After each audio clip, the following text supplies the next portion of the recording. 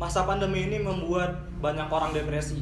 Faktor-faktornya itu ada pekerjaan di PHK, rencana-rencana yang gagal, dan juga faktor putus cinta. Tetapi di balik itu ada juga faktor yang membuat orang itu menjadi kreatif. Salah satunya adalah membuat content creator berbau sastra. Contohnya itu adalah kami dan dari Resonansi. Selamat siang Resonansi. Selamat siang. Oke, resonansi itu menarik. Resonansi itu artinya adalah pancaran suara atau pancaran sinyal. Menurut kalian resonansi itu apa sih? Ya, kalau resonansi itu sebenarnya bukan pancaran suara sebenarnya. Itu tuh kayak diambil dari bahasa ilmiah itu kan, dari fisika, ilmu fisika, yaitu ikut bergetarnya sesuatu akibat pergetaran suatu juga ya. Jadi kalau kita pukul ini, ting, yang seluruhnya itu bergetar juga, itu resonansi. Nah, kenapa kami memilih nama tersebut kan?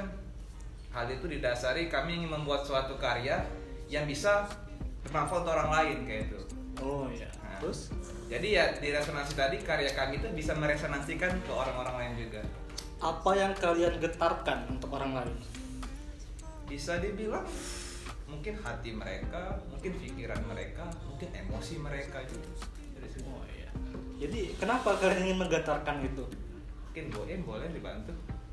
Sebenarnya gimana ya, dari kami berdua sendiri itu juga bisa membuat jadi reminder. Dan juga ada baiknya ketika reminder itu kita bisa share ke teman-teman terdekat ataupun ke orang yang kita cintai juga kayak gitu sebenarnya. Kalian konten kreator yang bersifat sastra gitu kan, di Instagram maupun media sosial lain. Menurut kalian sendiri, apakah sastra itu dapat menjadi suatu hal yang menggetarkan hati seseorang yang awalnya depresi menjadi lebih baik lagi? Siapa nih? Gue untuk gue nih. Silakan, siapa saja duluan. Oke. Sastra itu kan bagian dari seni kan? Iya. Kalau dunia tanpa seni itu hampa gitu. Kalau kata orang tuh art without art is just gitu. Jadi nggak ada apa-apa kalau nggak ada seni ya. Dan seni itu banyak substansinya. Ada seni musik, ada seni lukis, seni tulisan atau sastra gitu kan. Jadi lewat tulisan tadi karena juga keahlian kami kan, sebenarnya nggak bisa dibilang keahlian ya gitu ya. Itu hobi kami gitu. Hobi kami. Jadi kami mencoba menuangkan hobi kami dalam suatu karya kami buat sendiri itu kan.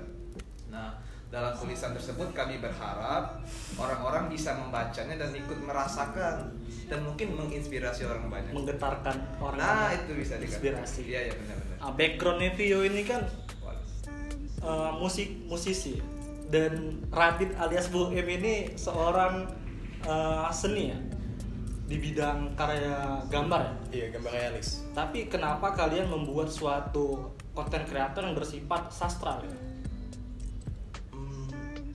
Kalau misalkan awalnya sih Resonansia ini bisa dibilang ide dari seorang review. Jadi review sendiri dulu awalnya. Review dulu. Nah, terus kenapa bisa jadi berdua gitu? Nah, gini jadi. Kalau mau jujur ya, kita cerita sejarah aja lah ya. Kalau saya kan jijik gitu kan dengerin. Ya bebas lah. Iya. Gua ini nggak tahu gua ini siapa gitu. Tapi tiap kali gua nyoba di bidang seni, entah itu lukis, entah itu menggambar, entah itu musik, kayak cepet gitu. Untuk belajarnya gitu. Nah, dan gue kepikiran gue mau cari duit. Jujur gue ini pikirannya tuh bisnis gitu loh. Tapi yang gue pikirin gue nggak ada modal gitu kan. Tapi gue ada hobi gitu. Nah, kebetulan yang lagi gue garap bener itu selain musik gue di penulisan gitu. Penulisan. Iya, karena gue juga suka-suka baca lah. Kalau sering banyak yang lebih sering sini kan. Suka-suka baca gitu kan. Nah, maka dari itu gue coba buat lah Resonansia. Tapi isinya tuh kayak tulisan gitu kan. Terkadang lebih dari itu. Kadang gambar, di situ ada juga. Ada gambar juga. Ada gambar juga. Dan abang ini yang gambar pasti. Ya pastilah, siapa lagi kan. Kalau berdua, nah gini ceritanya. Gue nganggep gue nggak bisa hidup sendiri. Kita ini zon politikul, makhluk sosial kan, itu kan bahasa sosiologi kalau nggak salah itu kan. Nah, jadi gue tuh butuh teman gitu. Pendiri bangsa aja ada wakilnya gitu kan. makanya dari itu. Nah kalau temu beliau ini pada saat itu sekitar setahun 2 tahun sebelum resonansi terbentuk, lagi pakai motor tuh berdua di jalan Kota 6 gitu kan. Nah jadi gue ngomong, gue mau nulis nih kata gue kan, kayak buat karya gitu kan. Beliau ini ngomong dari belakang kan, sama gue aja lah katanya, gue ini pujangga loh katanya. Jadi faktor ketidaksengajaan. Iya, jadi katanya tuh gue suka nulis puisi, gue suka nulis pokoknya yang berbau tulisan yang indah tuh gue seneng gitu ya. Jadi kepikiran lah sama gue kan, oh iya UIM. Dan itu gue nemuin dia, walaupun 1-2 kali dia belum terima, akhirnya terima juga. Dan terbentuklah kami berdua. Ini kan sangat berusaha sekali nih. Kalau teman-teman nggak tahu, cari aja di Instagramnya resonansi.id. Itu kan resonansia.id. Itu kalian pernah nggak belajar formal atau ikut workshop gitu terkait itu? Mungkin dari gue dulu. Sebenarnya nggak pernah belajar formal sih. Kalau dari gue sendiri awalnya dari teman-teman yang suka cerita mengenai masalah tempat curhat. Ya, bisa juga jadi wadah tempat curhat cerita percintaan mereka. Jadi biasanya belum ada wadah ataupun suatu karya yang bisa gue ciptain dari situ. Jadi kebanyakan yang gue keluarin berdasarkan kata-kata gue sendiri. Jadi mumpung ada wadah di sini dan sekalian lah, itu juga hitungannya ngebantuin Nevio tadi kan. Ya ujung-ujungnya dijadiin kata-kata kita berdua yang nulis ya, kayak gitu sih. Kalau dari belajar formal mungkin nggak ada sih. Jadi kebanyakan pengalaman temen yang lu tulis ke dalam resonansi dan juga pengalaman lu sendiri dalam itu. Benar banget. Itu kan kadang kita tuh nggak baru tahu tuh kalau kita ngejalanin juga. Apa yang kita lihat, apa yang kita lihat, apa yang kita rasakan. Kayak gitu. Itu kan banyak konten-konten di kanan itu kan banyak yang milo kan segala macam. Emang pernah ada pengalaman apa di balik itu? Mulai dari Mungkin Bu Im ini, Rai ini sangat-sangat sad boy sekali ini. Kalau misalkan perihal itu sih memang awalnya semua yang hampir ditulis di dalam resonansi itu bisa dibilang pengalaman pribadi dan juga pengalaman teman-teman. Tapi dimulai dari dia aja dulu ya. Ntar gua panjang soalnya. Ya, kalau itu pengalaman pribadi sih kebanyakan. Karena kalau untuk nyeritain pengalaman temen juga tuh kami tuh juga nggak terlalu ngerasain gitu kan. Tapi kami juga nggak munafik ya di sini ya. Karena kami juga ngeliat pasar. Pasar ya misalnya pada zaman sekarang ini lagi sibuk ngomongin insecurity, anxiety, self love. iya, self esteem gitu kan. Nah, jadi kami kadang garap di situ juga kayak gitu. Nah, ada sih konten yang dari orang, bukan dari orang sih, kayak saya tuh kayak lagi berkumpul gitu kan, kolaborasi gitu. Iya, enggak, lagi jalan lagi main tiba-tiba, ini orang nih kayaknya bagus nih gue jadiin konten gitu. Itu bisa tuh masuk di otak gue langsung. Dan saya tulis, ngomong ke beliau ACC, kami buat karyanya. Jadi kami tuh kayak kerjasama gitu. Jadi kan kalian ini kan dari cerita teman-teman di sekitar segala macam. Saya itu di bio IG kalian itu ada kayak sebanyakan bimbingan konseling gitu, membuka suatu bilik curhat untuk orang-orang lain. Itu kenapa itu tujuannya? Itu bagus tuh, karena kan sekarang ini depresi tuh lagi naik tuh di masa pandemi. Kalau misalkan dibilang bimbingan konseling bisa juga, tapi juga nggak bisa 100% ke situ. Soalnya kan ini mungkin gue juga terinspirasi dari kayak hotline suicide kayak gitu kan. Sebenarnya mungkin ada di Indonesia, sudah ada hotline suicide kayak gitu. Tapi kebanyakan masyarakat di sekitar ataupun teman-teman yang ada di sini mungkin malu untuk nelpon ke hotline suicide. Jadi ya mungkin dari wadah resonansia ini dipersilakan bagi orang-orang yang mau cerita ataupun mau ada konten dari ide mereka masing-masing itu boleh kok. Jadi langsung aja DM. Tapi kebanyakan pengalaman orang-orang yang nge-DM itu bukan ke akun Reso, tapi ke akun pribadi. Kita berdua pribadi. Iya, benar. Padahal kita nggak nulis loh, kita jadi penulis di situ kan. Berarti kalian itu kan mau misterius tuh di resonansi. Ya benar. Tapi orang pada tahu semua itu Nevio sama Boim. Radit nama beliau. Radit. Iya. Oke. Nah jadi kan apa itu kan banyak tuh pasti yang curhat ke kalian itu. Itu rata-rata segmennya itu kalangan siapa itu? Kalau untuk segmen itu kebanyakan sih usia milenial ya. Sampai 30-an kadang. ibu-ibu mungkin. Ibu-ibu. Tapi kadang dia tuh nggak pakai akun asli gitu. Oh. Jadi kayak akun fake terus mengenalin diri gitu kan. Saya ini sebenarnya ini usianya udah segini. Oh, pernah. Pernah. Ibu-ibu. Ya pernah. Masalah rumah tangga. Oh, ya rumah tangga. Dia tuh sebenarnya bukan rumah tangga sih. Kayak lagi sama anak, gimana ya ngomongnya tuh ya? Pilihan aja gitu. Terkait pilihan hidup dia kan. Tapi ngerambat gitu kadang-kadang. Kemana-mana gitu. Kalau udah nyaman sekali kan kadang berlanjut. Kayak kata orang-orang zaman sekarang kan, kalau pacaran kan awalnya temenan nyaman jadi pacaran gitu. Ini bapak ini sudah temenan, sudah seserahan, tetapi nggak berlanjut ini. Belum berlanjut maksudnya. Belum berlanjut. Yes, belum waktunya. Oh ya, jadi apa itu namanya? Kalian ini kan mengambil pasarnya itu adalah sastra atau konten Instagram, di mana itu kan sekarang menjadi hal yang mainstream gitu. Banyak sekali apa namanya itu sudah menjadi grade yang padat gitu di media sosial. Itu gimana kalian bisa pede dan bisa yakin kalian buat itu bakal ngalahin yang lama gitu? Mungkin gue bisa dibantu. Sebenarnya kalau misalkan perihal itu sih, itulah yang terkadang menjadi perdebatan di awal pembentukan resonansia ini. Dari Nevio tadi awalnya mengedepankan mencari keuntungan dari situ, dan juga gue sendiri jelasin kalau misalkan ini udah bisa dibilang passion buat dia, sebisanya jangan sampai ada keuntungan yang kita utamain. Jadi paling enggak at least kepuasan pribadi itulah yang bisa dicari. Nah, jadi untuk naikin resonansia ataupun ngelihat pasar yang udah padat di sosial media ataupun di Instagram, ya udah kita mau jalanin juga apa adanya aja, tanpa harus mungkin beli followers atau beli like segala macam. Jadi ya berangsur-angsur kayak gitu. Jadi semuanya kan mempunyai prioritas kehidupan masing-masing. Keutamaan dia jadi mahasiswa segala macam, kewajibannya.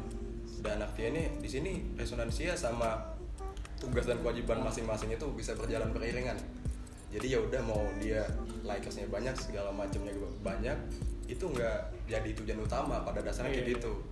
Jadi ya udah mengutamain kayak seberapa dalam tulisan-tulisan yang kita berdua buat, itu aja sih yang tonjolin di situ.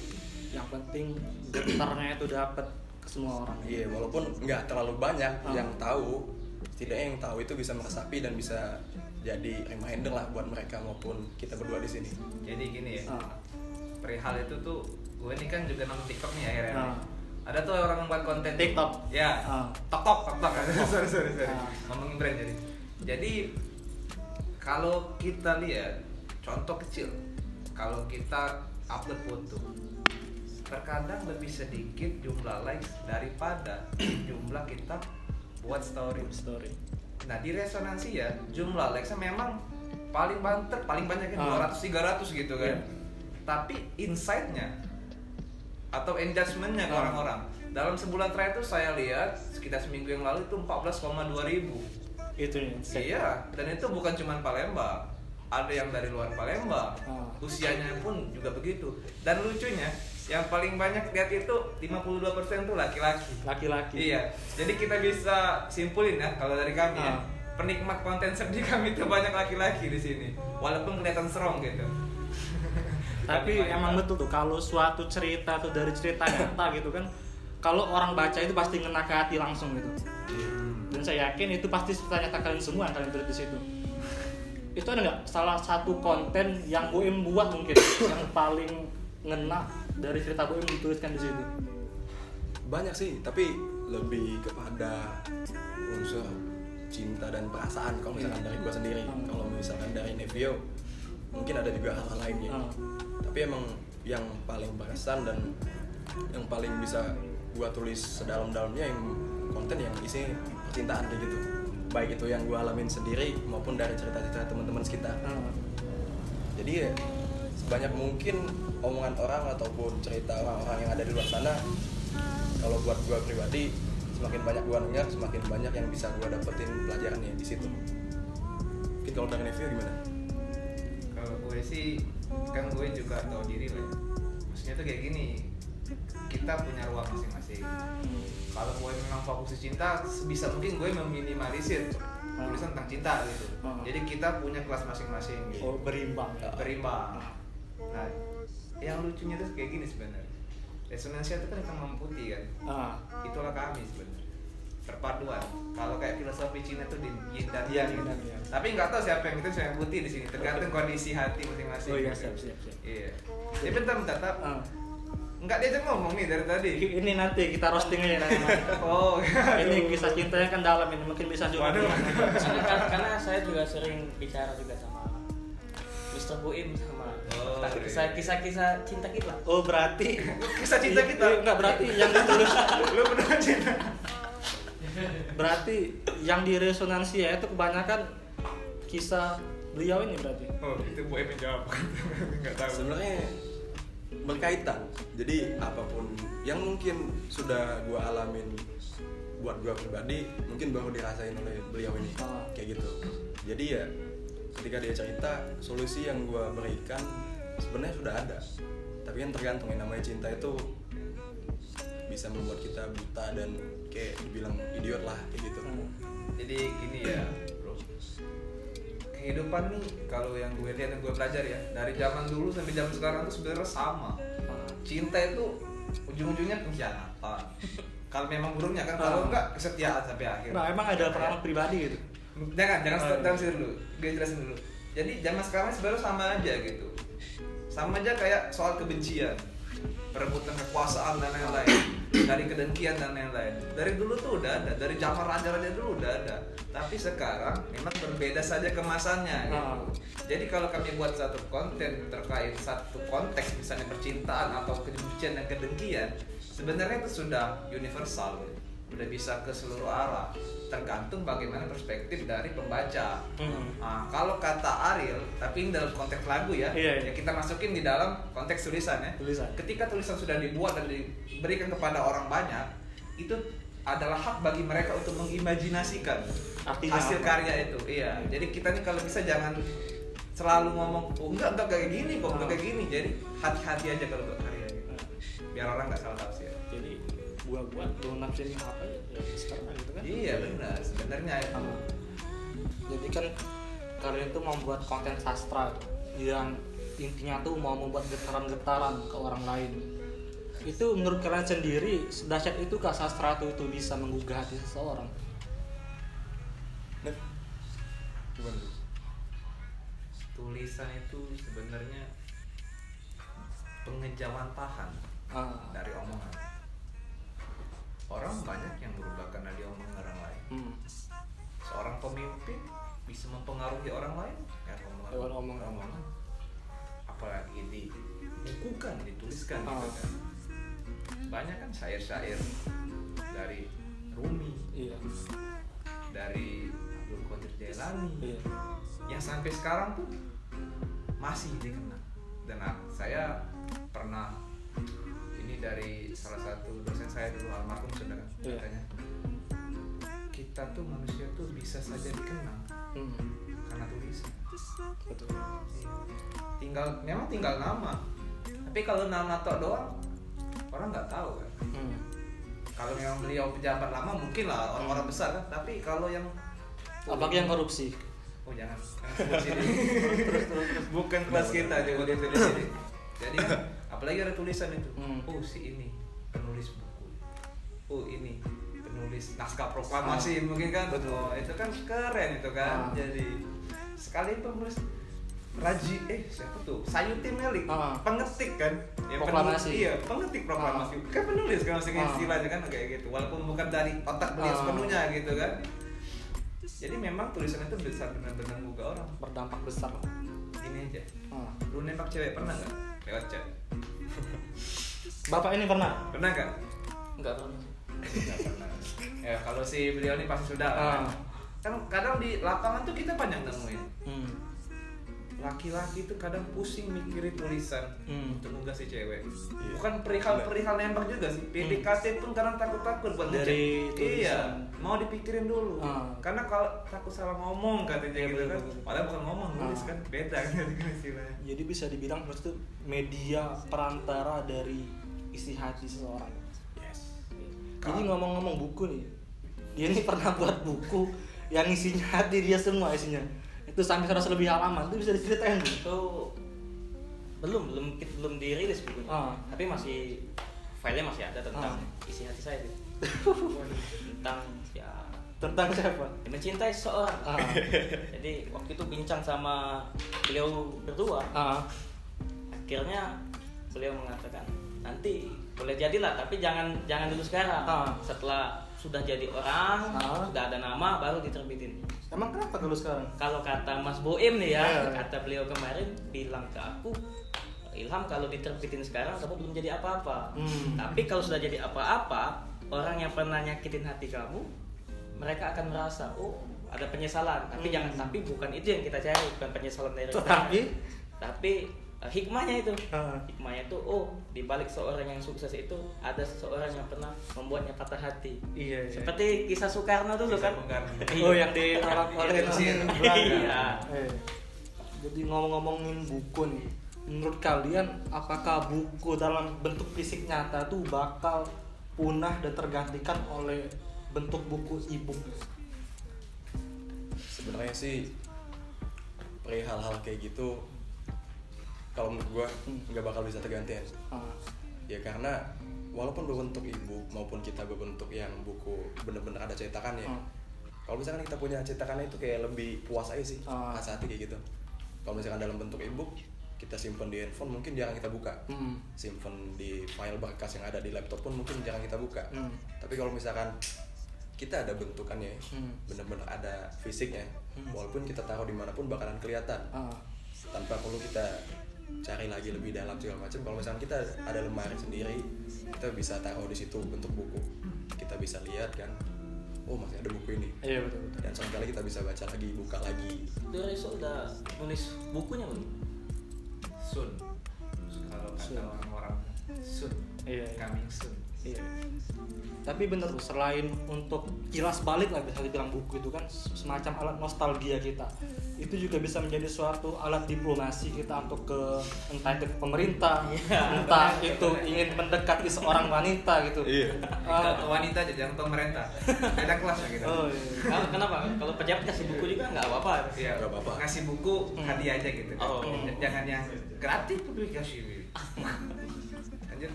Buku lu kan pernah buat satu buku tentang hikmah-hikmah gitu. Itu buku sudah diterbitin, sudah dikasih kemana aja? Oh, itu sudah dari kalangan pemerintah ada, sudah dari kalangan ulama juga ada. Ulama juga ada.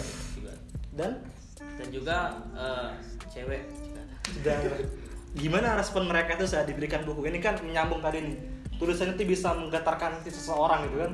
Karena ini setelah kamu kasih tulisan ke orang itu, gimana tanggapan mereka? Ya kalau respon mereka sih bagus ya. Ya mudah-mudahan bukunya dibaca lah. Tapi sebagian sudah ada yang komen, oh, isinya bagus, tinggal dicari lagi. Itu kan kalau buku yang saya buat itu kan tentang kisah-kisah yang penuh dengan hikmah. Oh iya. Iya, jadi hikmahnya itulah yang kita petik untuk kita jadiin pelajaran ke depannya. Iya. Oke, ngomongin tentang sastra lagi. Jadi ini kan suatu yang lahan yang mainstream sudah. Itu awal kalian memulai terjun itu gimana tuh ceritanya? Awal sekali gitu. Sebenarnya kalau misalkan dari gue sendiri, banyak di dalam circle gue ataupun di circle pengembangan lainnya, banyak ide, banyak rencana, banyak planning. Tapi terkadang aksinya yang belum ada.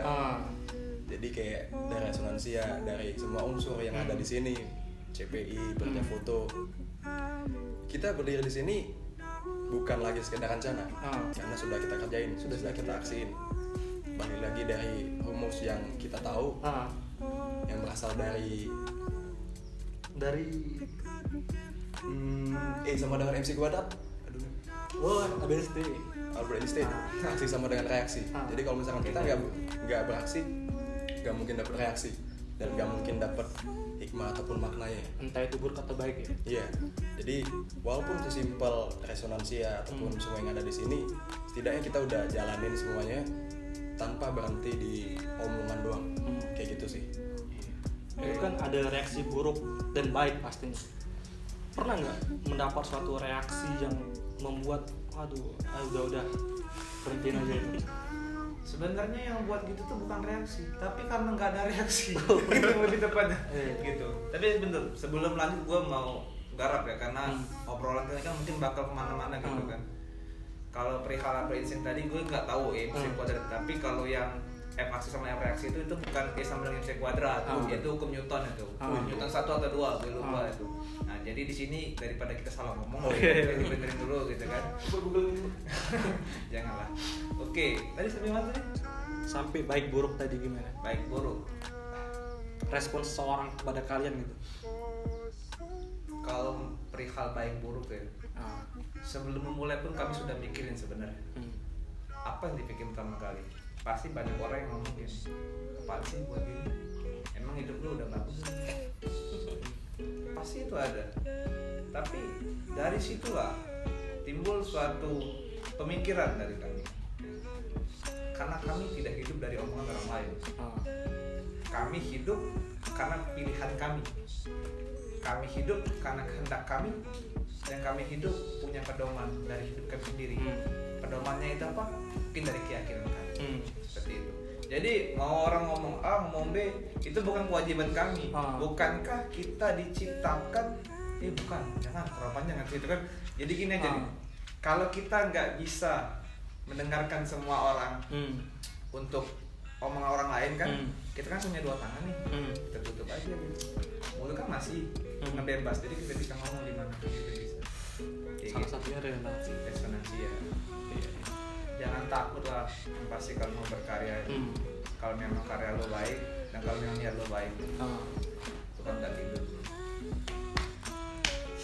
Gimana Agus?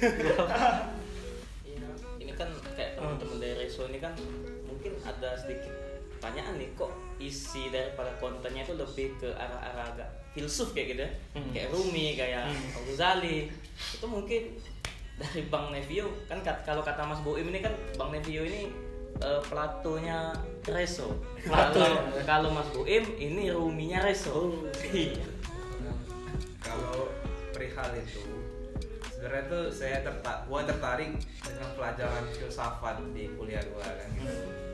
Ya bisa kita tahu lah dosen kita tuh gimana kan orangnya kan.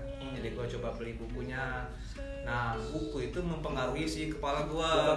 Buku-buku yang beliau tulis dan buku-buku yang berbahasa tinggi gitu kan. Buku yang paling ngena itu Filsafat Hukum karya Dr. Erwin. Dr. Erwin tuh, itu betul-betul itu. Itu bukan dosen tetap, tetapi karyanya itu melebihi dosen tetap. Ya, itu kalau ngomong merenung dulu kan. Iya. Dan beliau merupakan salah satu dosen terbaik nasional kalau tidak salah. Iya betul. Mungkin boleh lah nanti kita undang beliau. Pasti harus. Iya. Lanjut. Gimana terus? Kemudian ada nih salah satu musisi yang pecinta sastra juga gitu kan, Nazril Ilham juga. Jadi dalam suatu wawancara dia juga pernah ngomong gini.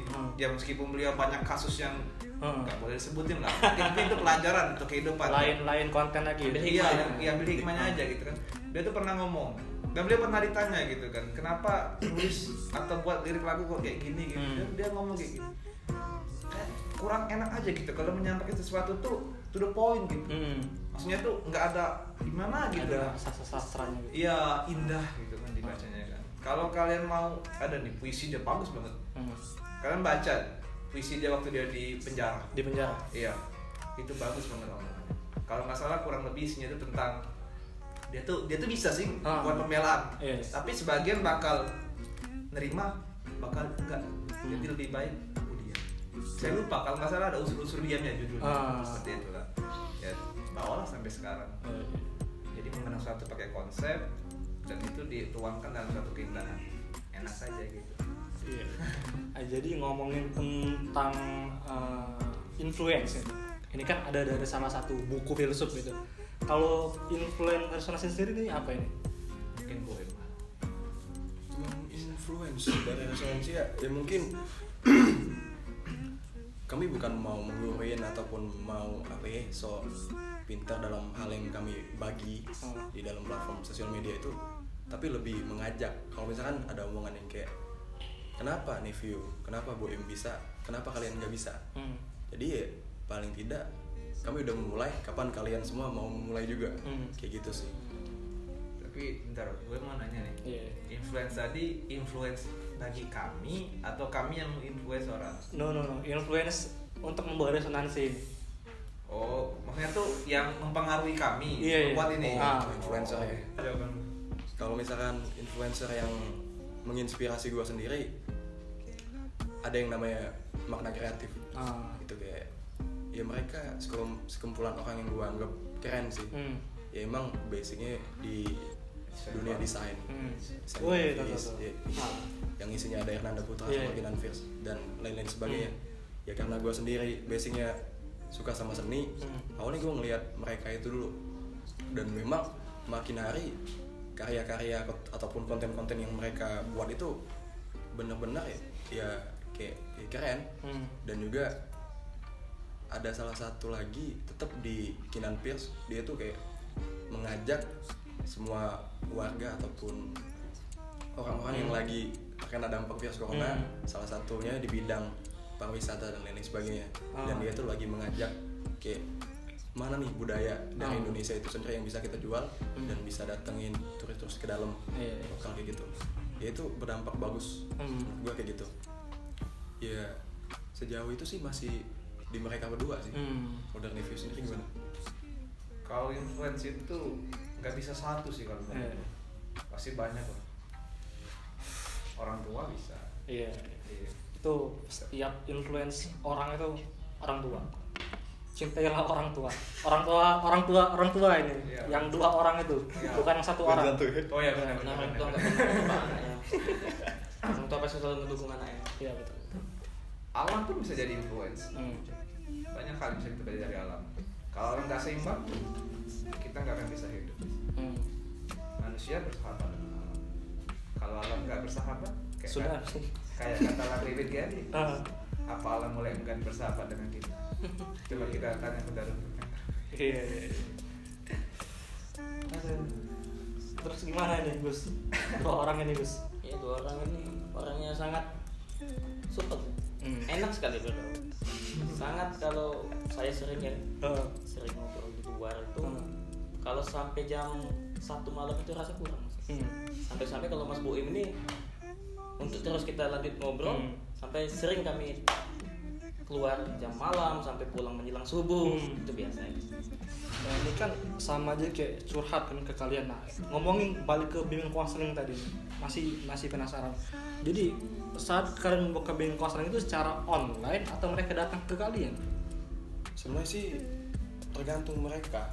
Kalau misalkan emang ada yang mau curhat ataupun mau minta tempat wadah untuk cerita, mau minta bimbingan ataupun solusi dan saran, ada yang langsung datang, kayak temen langsung datang pasti, atau nggak ngajak ketemuan.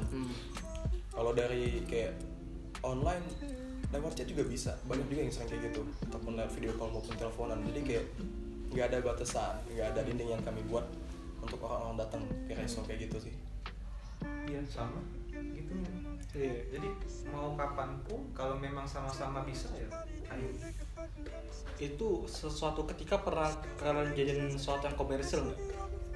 Kayak kalau kita ke psikiater kan curhat bayar. Kalau kalian ini cuma-cuma atau free with benefit? Cuma-cuma sih, sebenarnya cuma-cuma. Belum ada kepikiran untuk cari untung loh.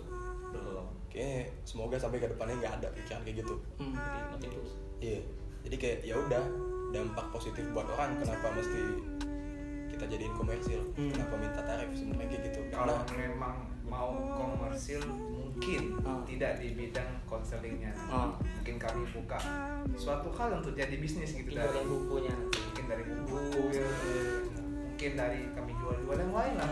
Karena kayak inspirasi dari makna juga. Makna make everything. Mungkin resonansi pun bisa make everything. Make everything. Iya. Gus buat buku dijual Gus. Alhamdulillah Sudah. dibuka lapak Tokopedia. Apa nama bukunya Gus? Tetesan Seripati Hikmah. Boleh. Karya Ki Agus Karya Ilham Akbar, tulisannya Ilham Akbar. Ilham Akbar. Iya. Dibeli bukunya. Itu dapat cashback nggak kira-kira? Tergantung. Tergantung ya. Kalau Anda orang Arab, Anda orang Sunda berjilbab dapat cashback. Bentar. Ini kayaknya penyudutan ya. cashbacknya dalam bentuk apa, Pak? Iya. Tanya sendiri. Iya. Di luar aja. Di luar. Jangan di Jangan di sini. Bukan kelas ya di sini. Oh, iya, iya. Betul. Oke. Tapi bentar. Sebenarnya saya ini bingung ya. Kalau yang saya lihat teman-teman di sini ngajak soal permulaan nih kan. Tapi kayaknya kita nggak terlalu karena permulaan nih ngomongnya. Sudah permulaan. Oh, tersirat gitu Tersirat. ya. Oh iya. Tersirat. Benar. Entah itu permulaan bagaimana mencintai orang. Itu. Kenapa, Gus?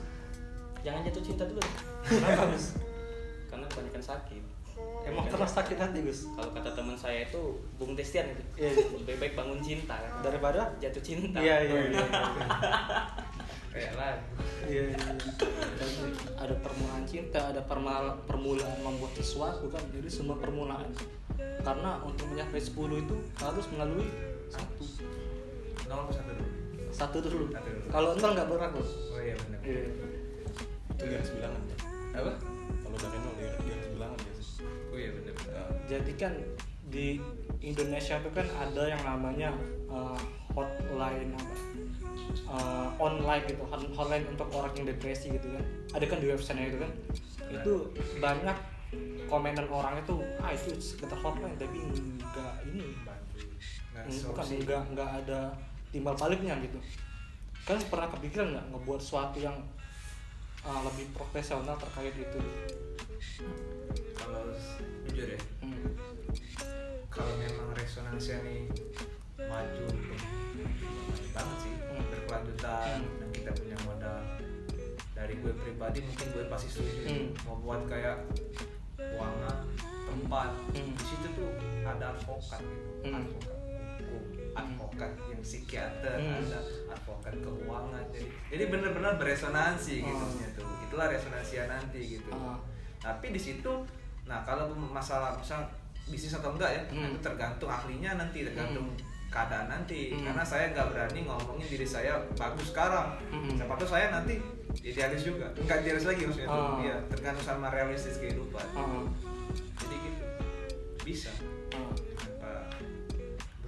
Jadi finish dari resonansi ini apa nanti? Gimana ya? Selagi masih bisa mikir tuh nggak bisa mau finish Bu. Maksudnya itu nanti bakal jadi sebuah yayasan, entah itu bakal menjadi sebuah NGO atau menjadi sebuah forum gitu. Bisa yayasan, bisa juga bangun bisnis juga. Bisa ada bisnis, ada yayasan, terus pokoknya bisa semua di situ. Kami nggak menutup diri kami untuk menjadi apapun di sini. Pasti jangan jadi pembelot. Gitu istilahnya. Iya. Jangan jadi hal-hal yang jelek gitu. Kami juga masih berdua ini kan, alhamdulillah sampai sekarang masih bener hidupnya gitu kan. Jadi kepikiran sana belum ada. Tapi ada yang menarik nih, untuk memulai sesuatu itu kadang-kadang kita itu harus dihancurkan dulu.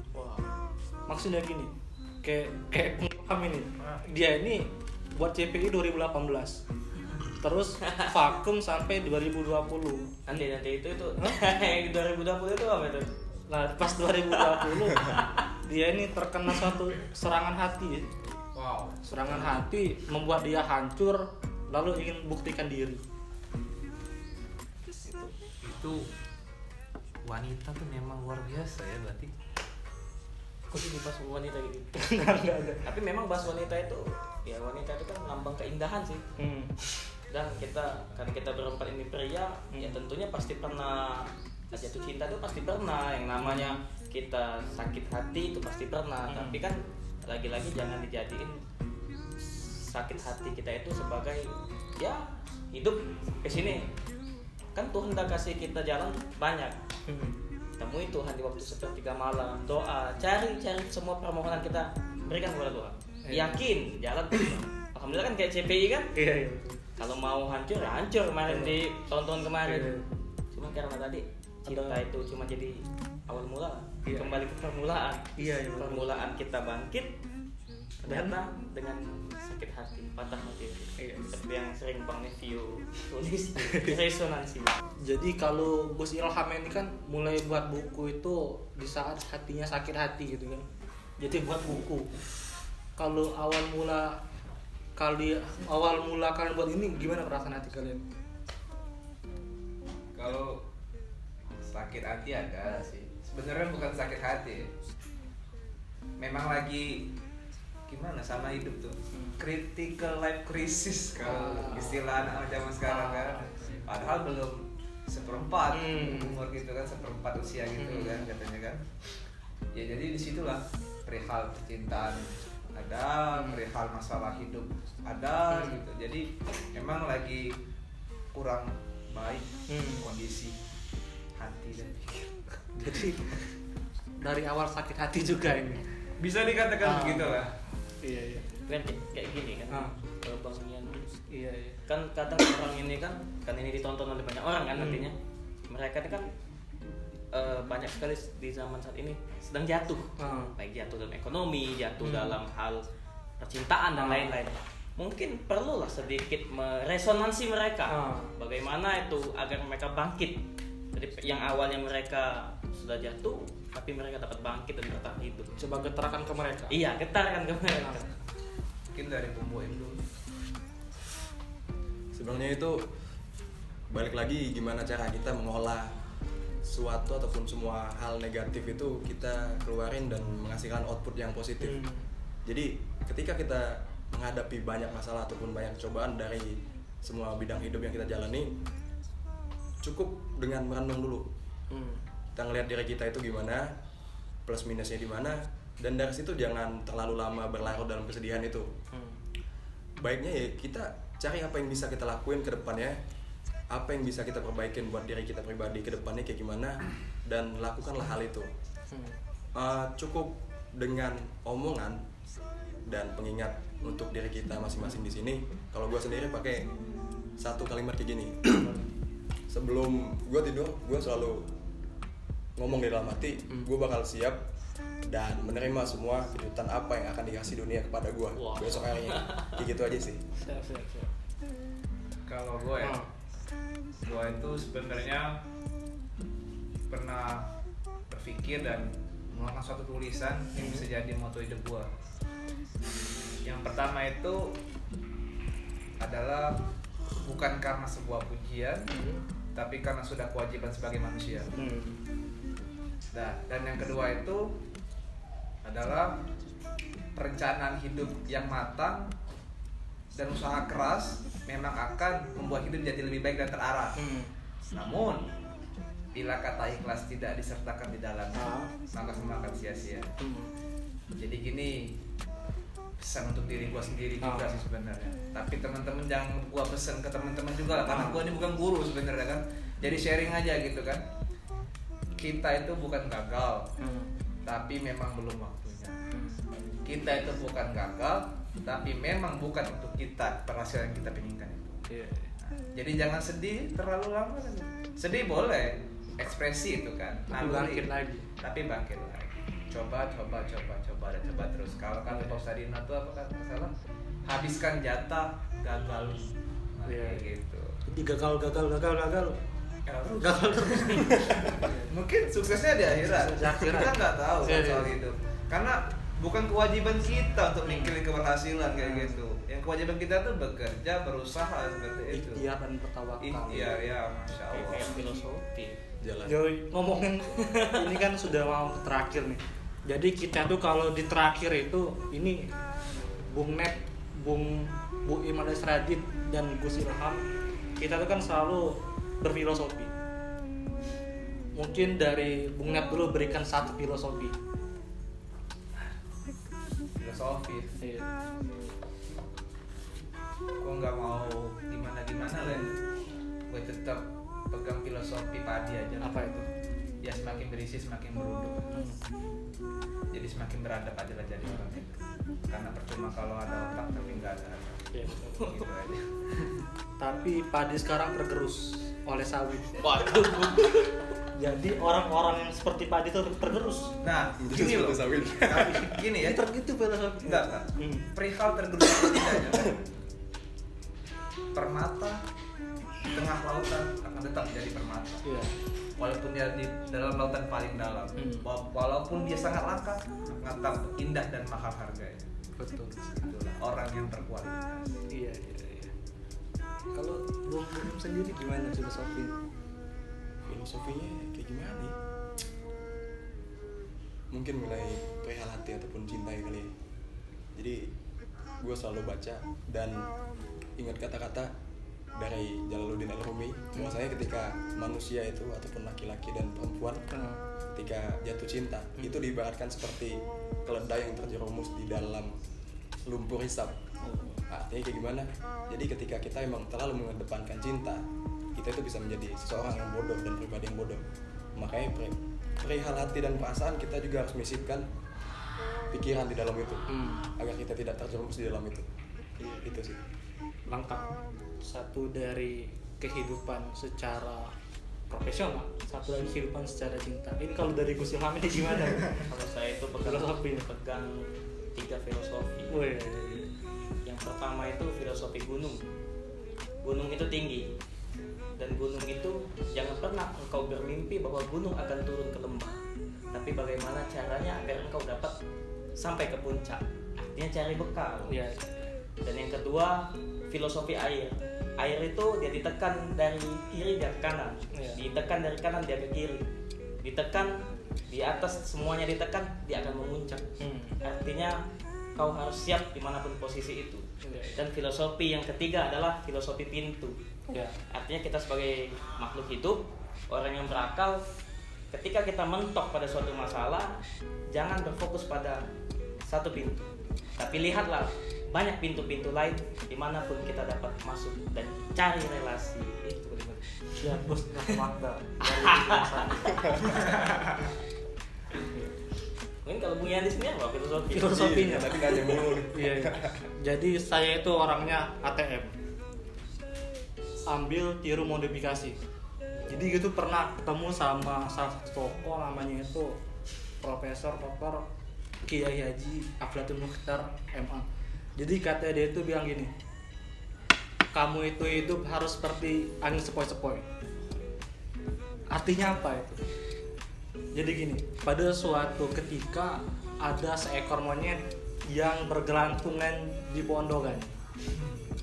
Terus monyet itu bilang kepada 3 angin, ada angin topan, ada angin puting beliung, sama angin sepoi-sepoi. Kalian bertiga kalau bisa jatuhkan saya, akan saya kasih pulau, kata monyet itu. Terus angin puting beliung itu menghantam pohon tersebut dengan kuat, dihantam terus. Tapi monyet itu tambah kuat, erat ini pelukannya ke pohon itu, dan nggak berhasil. Terus yang kedua itu ada angin topan. Jadi angin topan itu sangat kuat juga, seperti angin puting beliung gitu. Diterjang kanan kiri depan belakang, tapi monyet itu tetap bergelantungan dan keras. Dan ada angin sepoi-sepoi basah datang, sepoi-sepoi basah datang. Terus dia itu memberikan angin yang sepoi-sepoi, yang nyaman ke monyet itu.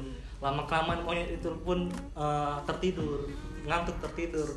Lalu dipercikan air basah tadi, dan monyet jatuh. Artinya apa? Jadi dalam hidup itu kita harus tahu kapan harus menembak, kapan harus menunggu, dan kapan harus membidik. Yandi Pratama 2021. Jadi ya obrolan kita hari ini mendapatkan beberapa kesimpulan. Itu ada bahwa suatu hal yang hancur dan kejatuhan itu bisa menjadi suatu permulaan yang sangat baik. Ya. Just let me know so